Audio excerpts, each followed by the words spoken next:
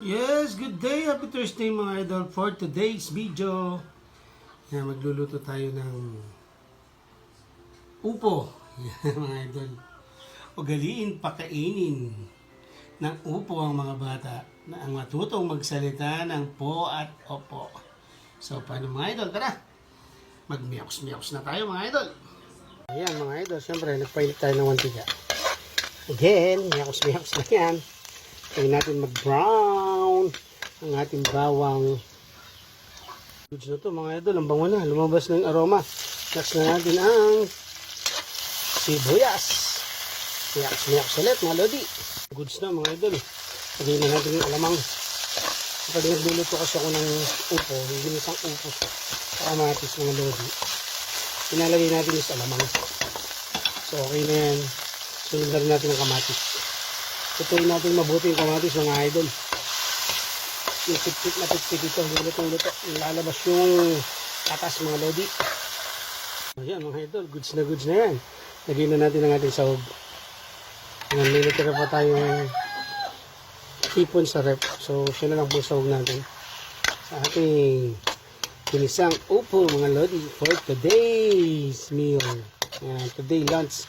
Pag-aatid po natin ng baon ng ating mga mag-aaral at si Commander sa school. Mamaya ang 11:30. So balikan ko kayo mga idol. Paglagay na natin yung upo natin. Goods na to mga idol. Lagay na natin ang ating upo. Yan, nag-add lang tayo ng ano dyan mga idol. Konting water. Kasi magtutubig na yan ang upo natin mamaya. So takpan muna natin mga lodi. Mga 2 minutes, 3 minutes. Buksan natin ulit. Baka luto na mga idol. Tignan na natin. Oh, diba? Sabi ko sa inyo, magtutubig yan. So, ito mga idol, goods na po ito. Itong luto na ito mga idol. So, paano mga idol? Happy watching and follow for more. Bakbakan na. Ito po ang inisang upo, discarding doiski. Bye! Try nyo din ito mga idol. Inisang upo. Nilagyan natin ng kamatis. So, pinansawag natin ay hipon. May hipon tayo natira. Yan mga idol. Napaka-healthy po nito mga idol. Nagulay muna tayo ngayon mga idol. So, paano mga idol? Thank you for watching. Follow for more.